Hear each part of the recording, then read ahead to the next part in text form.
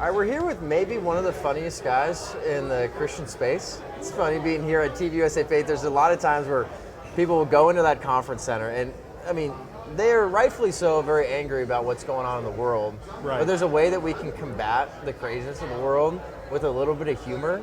Sure. Like, so how do you go about that with just woke Jesus Christ and everything you do individually? Well, yeah, I mean, I think sarcasm is weaponized humor, and we need to, if we're going to have a proper engagement with culture that is, a winning engagement where we're in it to win it. We have to weaponize. We have to take humor and we have to make it powerful. We have to make it so that people feel the point of what we're trying to say. And so, like normal comedy is great and that's wonderful, but sarcasm, it packs a punch, but it's indirect. So that's how you can get your points across. Like literally every sarcastic comment you make, it is funny, and they just refuse to laugh at it, which has got to take a lot of self-control, because really, like, with sarcasm, you're just, every single thing you're saying is going behind enemy lines and just doing damage. And so I think we should look at sarcasm as our friend. Yeah. Sarcasm is our friend, and satire and parody, those are our friends. Because they also help to, as I said, indirectly communicate a point. Yeah. Many times we're so, we're so used to direct communication. Like point, Yeah, here's my point. You can't refute it. Yeah, exactly. Yeah. And it's like, and the intensity gets to such a fever pitch, and it feels like you're just hitting the same nail in the same way, and it just, there is a monotony there. You know what I'm saying? If we're not careful, it can just sound like tiring. Yeah. But humor comes, and humor kind of livens things up, and it switches things up, and it causes there to be just a different, like catching people off guard and by surprise, and mixing it up and making it fun. And there seems to be some sarcasm in the Bible too. All over the place. That's where I think sometimes they look at the Bible and they're just like, oh, it just seems like it's probably just a bunch of rules and everybody taking themselves super serious. Yeah. Because we all really want to make it to heaven and be good people. Yeah. But there's times, especially when you have people that are worshiping false gods, and then you got prophets there in the Old Testament, there's just like, I'm going to mock your gods. Yeah. But you are not going to mock mine Exactly. at all. And watch, they're going to do nothing about me blaspheming your God.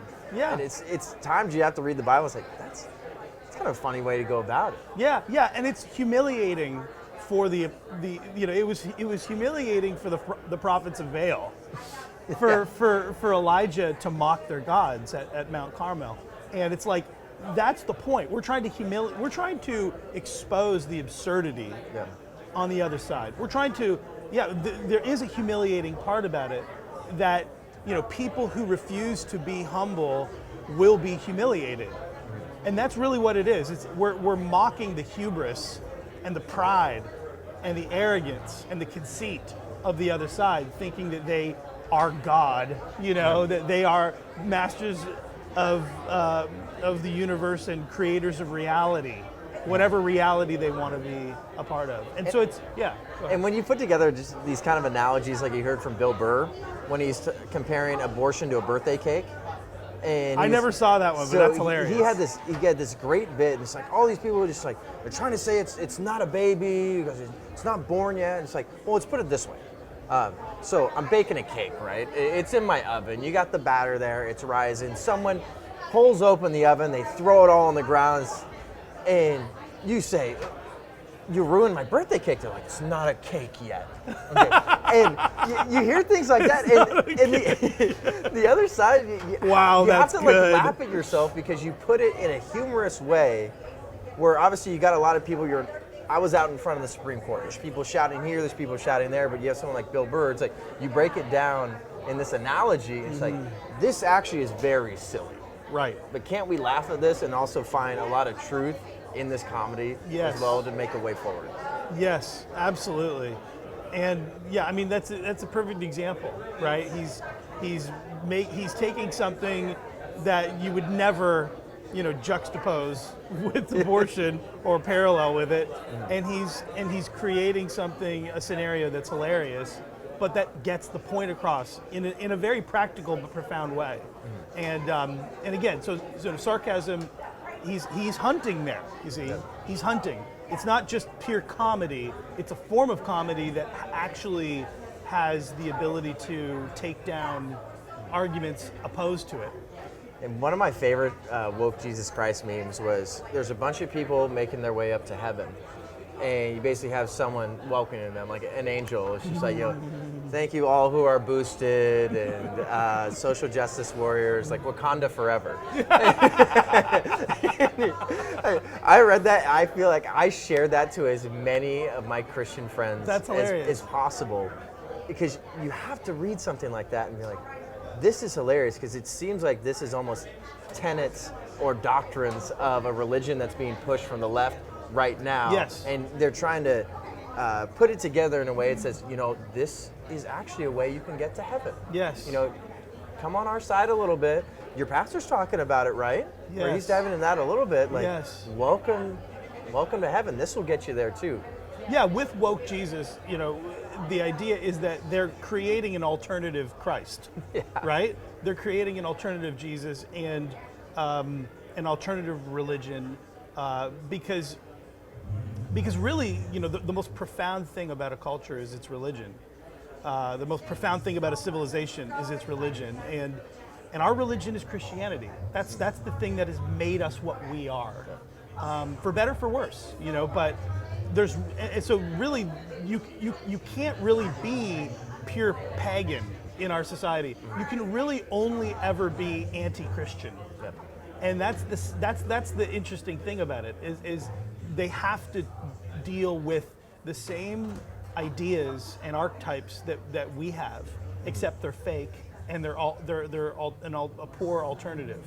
They're the no-name brand for our authentic, real truth. And so with woke Jesus, it's very easy to just kind of take the opposite of what is the truth and put that in the words of Christ, and expose how how they would think about this. And it's hilarious. The final product is hilarious because you're just like, this is exactly the way they probably would think that Jesus would it's the way that it's wishful thinking, truly wishful thinking, because they really want Jesus to say these things, but obviously he says the key to woke Jesus is just understanding that everything being communicated is actually the opposite of the truth, and for some people who are just like, I don't get it, just think of the opposite of what's being said and you'll get it. So something I want to get your live reaction from is, we've seen a lot of videos of people, changing up lyrics to songs like, oh, how much she loves us, or they love us. And I could only just fathom what goes on in those meetings with the worship team. We're like, all right, guys, so there's a lot of stuff going on in the world. Right. Gender stuff. How do we incorporate that in the song? Yeah, exactly. Right, perfect. That will help us make really it more reach relatable. Yeah. But this one, I saw this poet. No idea what her name is, but she says, God is queer, and I need you to listen to the rest of this one here. My God is a queer God. Is a queer space. Is a safer space. Is in allyship with the universe, because my God is self-reflexive and knows that it is not always a safe space for everyone at every moment. And it may be an ally to one entity and a trigger to another. So my God is working in solidarity with everything all at once, and that capacity doesn't fit inside a body box. My God is outside the outside of a timeless clock. My God is indefatigable. My God is Big word. intersectional. My God is awake and alert and stays woke because it once created the universe and it still encompasses the earth. My God knows that it is not always seen as a God, that not everyone blesses how it transforms day into night and back and sometimes forward. And my God knows that it is questioned and doubted and questioned and shamed and pushed back and called out and called in again. My God rocks transformative justice. And Wow. I think How long does that go on for? So she goes on for like another minute. Obviously, she's going to use some more big words and everything. My God. And That's the key phrase. My God. And that's what I feel like exactly everybody is doing right now. Is, I mean, that's almost like what you're doing with woke Jesus Christ is like, oh, this is my own Jesus. This is my own Send that God. to me because Yeah. there's tons of content in there for me. It's unbelievable because I just say my God stays woke, and I'm like, I'm sure he does, Yeah. but that's not the God of the Bible, at all. But there's times like we can react to that in a humorous way instead of like, all right, well, here, let me break this down theologically of like why this is wrong. It's like, Well, exactly. You can't engage that with you can engage it seriously, and you can answer it, with proper theology and correcting all the theological points. Of course, that can be done, but it's so completely absurd what she's saying that really the best way to engage it is to just laugh at the absurdity, just laugh at the ridiculousness of what she's saying. And if something's ridiculous, it's subject to ridicule, and so we should ridicule that and laugh it away because it's nonsense. It really is. And so I just don't think that I think humor. I think this is one of the beautiful things about our faith is that Christianity, we can laugh, we can there's a humility to humor. we can make fun of ourselves. Yes, we can laugh at even ourselves, exactly. And you'll notice that other religions struggle with this, very severely in certain circumstances. But in Christianity, we can just engage with, I think, just that humorous, fun-loving way that really, exposes things for what they are. And so I think I look at that and I don't rage inside. Don't of have that, a visceral reaction. No, I don't want to throw her, off of a rooftop or something. What I want to do is just laugh at it and maybe put it on woke Jesus and use some satire to truly just expose how ridiculous it is and engage it on the level of ridiculousness, because that's really the only level it's on. How do you think people should be reacting to some of the stuff that we're seeing in church now? Like we have someone named Britta Filter that's going down the main aisle of an Episcopal church in New York. Okay. And I saw this video. It's a drag queen. Right. Exactly. And then you got poets like this. You got people that are changing up their lyrics of songs to add in gendered language. Yep. And you got Duke Divinity School that's doing basically like a pride worship service. How should people be reacting to this stuff, and how can we minister to people that are in those circles and think that it's okay to have that in the house of God? Well, I mean, look, at some point, yes, there's a line to be drawn, even with taking things in a lighthearted way. So I can watch something like that and be not disturbed at all.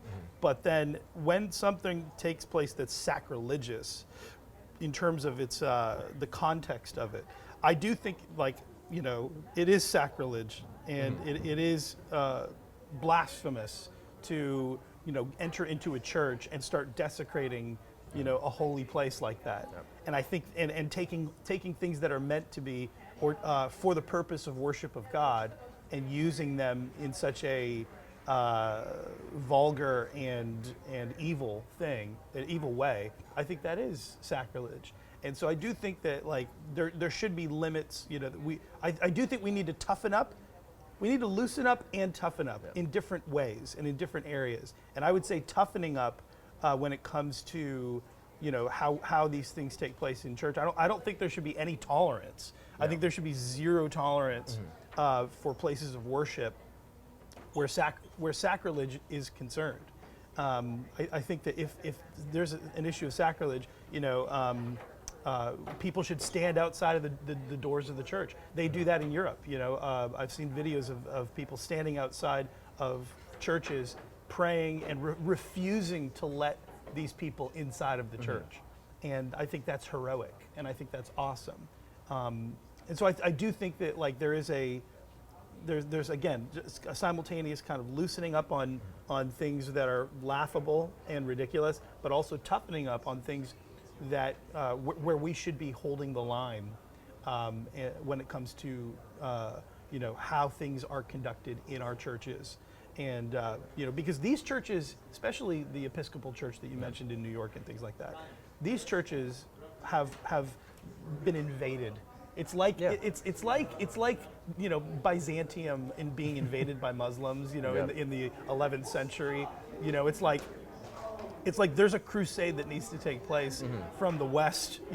Within the West, because even the West is being invaded. These churches have been invaded by wickedness, by woke, evil, doctrines and practices, and so the remaining churches need to wake up and awaken from their slumber, as the Scripture says, and to really stand guard and be sober-minded about what's going on, and within their bodies, pastors need to be sober-minded about these things, and they really do need to begin to look at themselves as spiritual warriors and engage in spiritual warfare.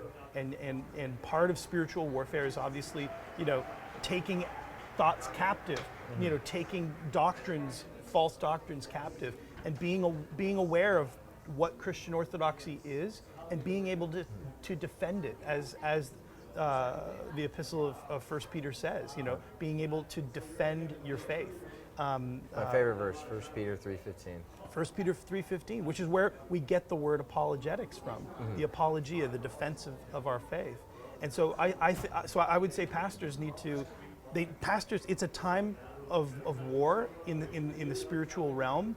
It's a time to put on the armor of God like never before and ride out into battle. We need pastors who are knights in armor, who are going to lead their men into battle. And so, and that's, the Apostle Paul is the perfect example of this, because he was constantly at war with various groups and factions, and he would always engage.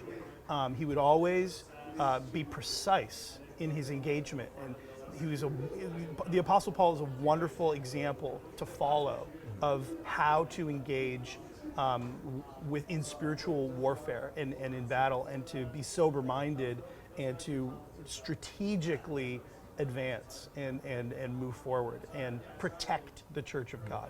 And then how do we fight back? We fight back with the word, but it seems like right now a lot of people are eisegesing the Bible. Yes. So they think they have a valuable weapon, but it doesn't seem to be working the way they thought it was. Yes. So they're blatantly just taking text out of context, and they're wondering why there's no sort of cultural shift or value or purpose from that. And I think especially too when it comes to the abortion topic. I mean, if you just go to the original text, you'll realize that Jesus, unborn Jesus, and born Jesus, you're using the same word there, but people aren't doing that research anymore. And do you think that's just a Western culture thing, that we're just waiting for people to tell us what it is and how it is? Or where did this start, where we're just starting to just say, I feel like my worldview or my feelings, that's what I'm taking out of the text? Where'd that come from, do you think? Particularly on the abortion issue? Yeah. Well, I think that it's a lack of training, right? It's a lack of being able to articulate a response based on, not being trained in it. I think so I started an organization called Theos University, and at Theos University we train pastors and we train Christians how to articulate their response to these issues, and it's very necessary, regardless of the organization. Part of the reason why we started it is because seminaries have disengaged from culture. At a seminary, you should be able to come out being able to articulate arguments against abortion and arguments for a pro-life position. But pastors are coming out of seminary with no ability to do that, and that's when the eisegesis takes place, and when the kind of cultural popularity contest takes place, and they're like, well, or just even the silence on it. Yep. The silence on abortion is deafening, and so we need to properly engage with learning from people who can properly educate us. Scott Klusendorf, I don't know if you know him. Yep. He's written a book on the case for life, I believe. It's a wonderful resource. So pastors, I would just recommend buying books on the abortion issue. Dr. Peter Kraft, a great Christian apologist. He has a book, 3 Approaches to Abortion, that I've used, in teaching a class on abortion for Theos University, just helping me articulate a response. But we also need to be precise. Yep. And we do suffer from a lack of precision, unfortunately, in a lot of things. But if we don't have precision in our response, we're not going to be. We're chopping with a dull axe. Yeah. So we want to keep ourselves sharp, and so I think that that self education is totally possible, especially with the internet. It's amazing. But just getting, order the books, watch the YouTube clips, however you can self-educate, do it, and become better equipped to answer those questions. And then I attended the virtual conference with Theos. And Theos conference, yeah. I thought it was fantastic. Thank and then you. what you guys are doing there, I think it's fairly similar to kind of what's happening here. Like the fact that you can bring people together and people that might not necessarily be in the same circle, the same room. Like along those lines, what are you thinking about the first few days here at the Pastor Summit? Yeah, it's awesome. I think the vision that Charlie has for this issue, particularly of gathering pastors together, it's a wonderful vision, and I think the results speak for themselves. A lot of my friends are here, a lot of pastors are here. And they're just excited about uniting and uniting the clans, and it's together. Like together. I do think it's an interesting to switch analogies. Like J.R. Tolkien writes the Lord of the Rings, right? And I love J.R. right, Tolkien. and it's such a great fantasy, but I also think it's not just fantasy; it's prophecy, because I do think that like what he was talking about is happening kind of now. Mordor is on the march. And what we need to do is gather together as people of Middle Earth. We need to get even the people we disagree with to a degree. I mean, I like to look at the Calvinists as the dwarves. They're angry all the time. They delve too deep and too greedily. And it's one of those things. It's like, we're kind of odd bedfellows, in this sense. We're odd partners in this area, but we have to unite according to our common ground in Christianity, and set aside, doctrinal differences that are not essential to the gospel, that are not essential. Charlie got up and said, "I believe in the Nicene Creed," and it's like that's essential. Yep. That's essential doctrine. And so when we gather around the essentials, right? I love what St. Augustine said. He said, in essentials, unity; in non-essentials, liberty; in all things, love. And so we really have to understand that, like, I love the point. I think he made another point saying, like, yeah, I mean, you can continue to argue about this stuff and make this stuff the thing, or like the finer points of doctrine that we disagree, premillennial, amillennial, blah, blah, blah, postmillennial. We can continue to agree or disagree about cessationism or whatever, but basically it's like that's an argument you'll be having in prison if you don't unite. And so really, like, the issue is the survival of Christendom. is really what we're talking about. And so we have to understand that, like, okay, like this is a family feud, you know, Protestantism, even Protestantism versus Catholicism. Yep. You know, to be honest with you, I'd love to see more Catholic priests here. I really would.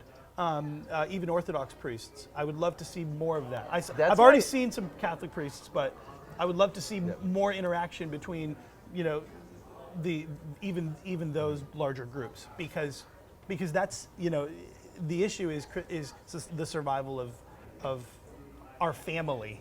You know, it's a family feud, but let's keep the family alive here. And I'll be honest, you opened up the floodgates with Lord of the Rings here. So, okay, great. So when you say that, I think of Rohan. Okay. So it's just like Gondor calls for aid. So it's like, well, where was Gondor when the Westfold fell? Yes. So it seems like it's one of these things right here where it's like, are you guys going to team up against an enemy here and put your differences aside and figure out, because there's a war, there's little battles happening, but there's a major war to come, it feels like. Yeah. So, like, it's like the collision of two weather systems. You know, it's going to happen. It's two weather systems that are both, you know, doing their own thing, and there's a clash that's coming, and a collision that's coming, and so we need to be prepared, you know, and we need to be aware of that, because we have unreconcilable differences with people who are anti-Christ. Yep. It's the spirit of antichrist, right? And it's the spirit of anti-Christianity, anti-freedom, anti-life. Yep. And so in that sense, we have to realize that, like, this is a transcendental battle, right? This is a battle of ultimate reality, and so it's not just, you know, it's like America is a part of this, but so is Canada, you know, so is you know, Europe in that sense. You know, our Western civilization, you know, really Christendom in that sense is a part of this. And we're fighting, you know, within ourselves. It's a civil war within ourselves. We're not being invaded by Muslims. We're not being invaded by Vikings. We're not being invaded we're self-destructing, right? And so this is the issue. We have to win. We have to win back the hearts of our people. We have to turn fathers and sons back towards each other, and that's really, I think, the issue at hand. So, if you were gonna pinpoint one person that's alive right now, and you say they are the modern day Saruman, who would you say that person is? Dr. Fauci. I mean, that's just a wild guess. Yeah. That's a wild guess.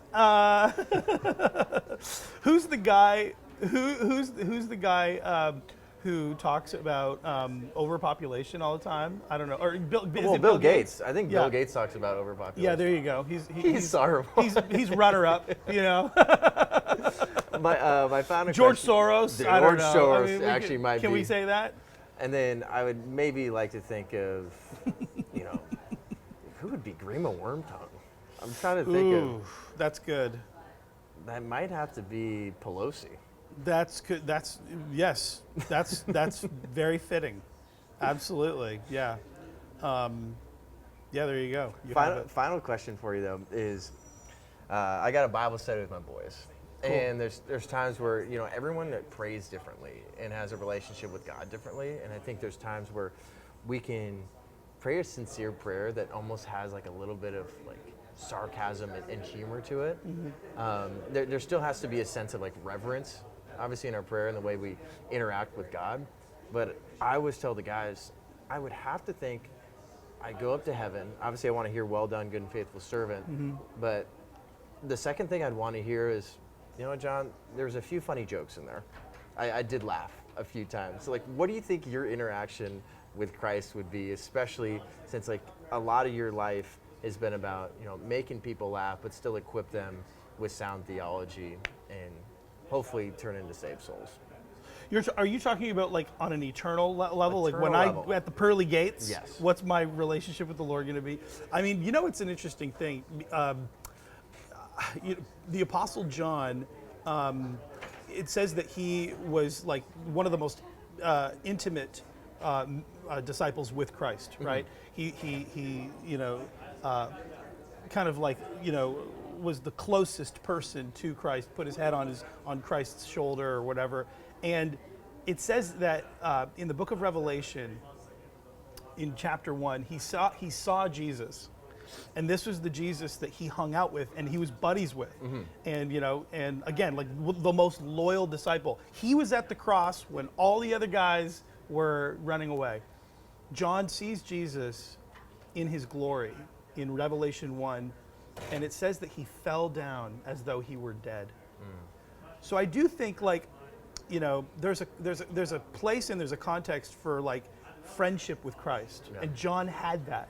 But there is also a place where we understand that Christ is king, and that the buddy thing is only in a context, because ultimately we have to like understand that Christ is the king of the universe, that he's like, the Lion of the tribe of Judah, and his eyes are burning fire, and it's like, it's scary. He has the voice of many waters, like a thundering, powerful, incredible voice. And so John, this guy who knows Christ so intimately, falls down as though he were dead. So it's like there's an awe, right? There's an awe and there's a reverence that should honestly cause us to have greater wonder and greater love and respect for who Christ is. And so it's like, that, I mean, again, it also goes back to like, wow, and Jesus with all of that power and authority and incredible prestige and royalty would lower himself and befriend John. There's two things there, right? It's a paradox. It's the lion and the lamb.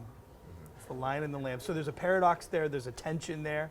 And I would hope that, there would be that tension in my relationship with the Lord as well. But again, I never want to lose the tension.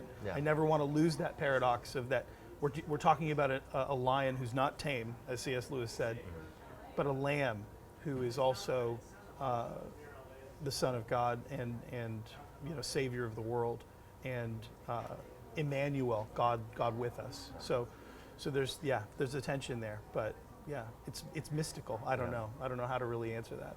Well, I'm excited to find out. Okay, great. Yeah, me too, for sure. And then where can people follow you and everything?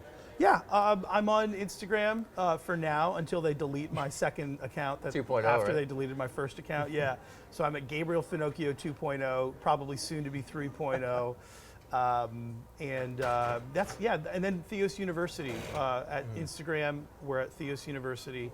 And theosu.ca is our website, and that's pretty much, that's all the socials that I have. I mean, as you can see, I'm not really a social guy. No. I appreciate the time, though. We're looking forward to some more conversations. Thanks, bro. Thanks so much.